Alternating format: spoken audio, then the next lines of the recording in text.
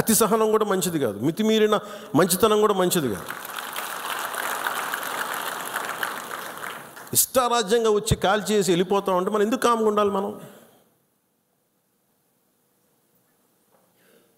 మన జన సైనికుడు చనిపోయిన మన జన సైనికుడు మనలో ఎవరైనా కావచ్చు, అది నేను కావచ్చు, మీరు కావచ్చు, ఎవరైనా కావచ్చు. అది ఎంతమంది ఇక్కడికి వచ్చేసి ఉంటున్నారో మనకు తెలియదు, ఏ ముసుగులో ఉంటున్నారో తెలియదు మనకి. సో మీరు వెళ్ళేటప్పుడు ఇది నిరంతర పహార, eternal vigilance is essential element for democracy. మన బాధ్యత పదవులు వచ్చేసినాయా లేదా, మనం గెలిచేసామా లేదా అన్నిటికంటే కూడా ఎంత బాధ్యతగా ఉండగలం, మనం ఎంత నిరంతరంగా మనం విజిలెన్స్తో ఉండగలం, పహారా కాయగలం సమాజం మీద. ఊళ్ళల్లో ఎవరైనా కొత్త వ్యక్తులు వచ్చారా,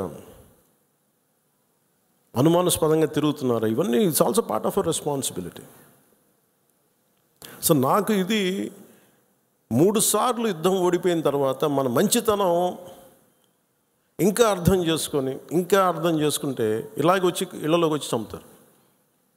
షికారుకి వెళ్తే, సరదాకి వెళ్తే చంపేస్తారు. దీనికి మటుకు చాలా బలమైన స్టాండ్ తీసుకోవాలి. అందుకే నాయకులందరికీ కూడా, జన సైనికులందరికీ కూడా, వీరమలందరికీ కూడా ఇది ధైర్యంతో కూడుకున్న పని. ఉగ్రవాదులను ఎదుర్కోవడం అంటే ధైర్యంతో కూడుకున్న పని. Though we are a regional party, we didn't expand as on now. We confined only to state, AP, maybe కొంత తెలంగాణ. కానీ మన ఆలోచన విధానం జాతీయవాదం. ఇది మీరు బలంగా ఉండగలిగితేనే రేపొద్దున యుద్ధ పరిస్థితులు రావచ్చు, రాకపోవచ్చు నాకు తెలియదు యాజ్ ఆన్ టుడే. బట్ కొన్ని 7 అంశాల మీద నిర్ణయాలు తీసుకున్నారు. ముందు వాటర్ ఆపారు. అంటే కొంతమంది మాట్లాడుతారు, కొంతమంది లీడర్స్, ఎంత లౌకికవాదం, ఎంత సెక్యులరిజం అంటే అందరికీ, ఎంత సెక్యులరిజం అయిపోయిందంటే అందరికీ. నేను అనేది మన కంట్రీ స్లోగనే సత్యమేవ జయతే. Unlike America, in God we trust అంట. 3 కోట్ల దేవతలున్న దేశాలలో మన సత్యాన్ని నమ్ముతాం, కానీ మన అమెరికాలాగా ఇన్ గాడ్ వీ ట్రస్ట్ ఒక దేవుడిని పెట్టలేదు మన దేశంలో. We are beyond religion, we are beyond God. Truth is eternal. సత్యం అంటే ఏంటి? ఒక తప్పుని తప్పుగా చెప్పడం, ఒప్పుని ఒప్పుగా చెప్పడం.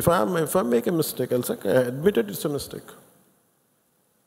కాన్స్టెంట్ కరెక్షన్లో ఉండాలి. ఎటర్నల్ ట్రూత్ అది.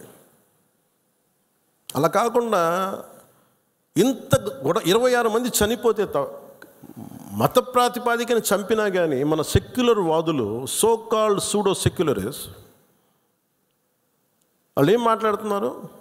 మతం అడిగి చంపలేదంటారు. చనిపోయిన మధుసూదన్ గారి భార్య, అందరూ వాళ్ళ అబద్ధాలు చెప్తారు. వాళ్ళు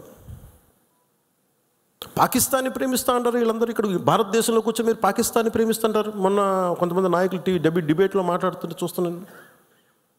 మీరు పాకిస్తాన్ అంత ప్రేమిస్తే దయచేసి పాకిస్తాన్కి వెళ్ళిపోండి, ఇక్కడ ఎందుకు?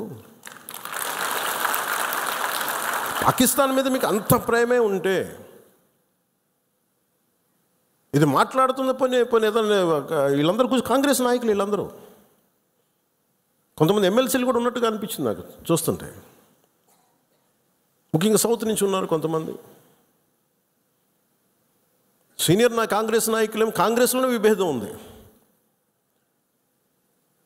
మేము వెళ్ళిపోతే మీరు పాకిస్తాన్ని, మీరు భారతదేశంలో దాడి జరిగినప్పుడు భారతదేశానికి నిలబడాలి తప్ప పాకిస్తాన్కి నిలబడతాం మీరు సెక్యులరిజం అంటే అది ఏ ససేమిరా, ఎవరు ఒప్పుకోరు. ఇక్కడ ఆ బలం మనం చూపించాలి. మనం ప్రాణాలు పోతే తిరిగి వస్తాయా? ఆయన ప్రాణాలు పోయినాయి, ఆయన బిడ్డల పరిస్థితి ఏంటి? ఆయన భార్య పరిస్థితి ఏంటి? మెరిట్ మీద ఉద్యోగం సంపాదించుకున్న అబ్బాయి, ఒకటే కంపెనీలో నిలబడి ఆ మెరిటోరియస్గా ఎదిగినవాడు, ఒకటే మాట ఆయన మా మిస్సెస్ మాట్లాడుతూ ఉన్నారు. మాకు ఏం ఆశలు లేవు సార్, మేము సింపుల్ ఒక చిన్న మిడిల్ క్లాస్ ఫ్యామిలీ. మేము టీవీల్లో కనిపిస్తామని మా కళ్ళలో కూడా ఉండదు, కానీ మా దురదృష్టం ఇలా కనిపించాం మేము టీవీలోనే. నా భర్త చనిపోయినప్పుడు ఇలా మేము టీవీలో కనిపించి మా బతుకులు బయటకు వచ్చినాయి. నా భర్త చనిపోయాడు, అది చెప్పుకోవాల్సిన దుస్థితి మాకు వచ్చిందని.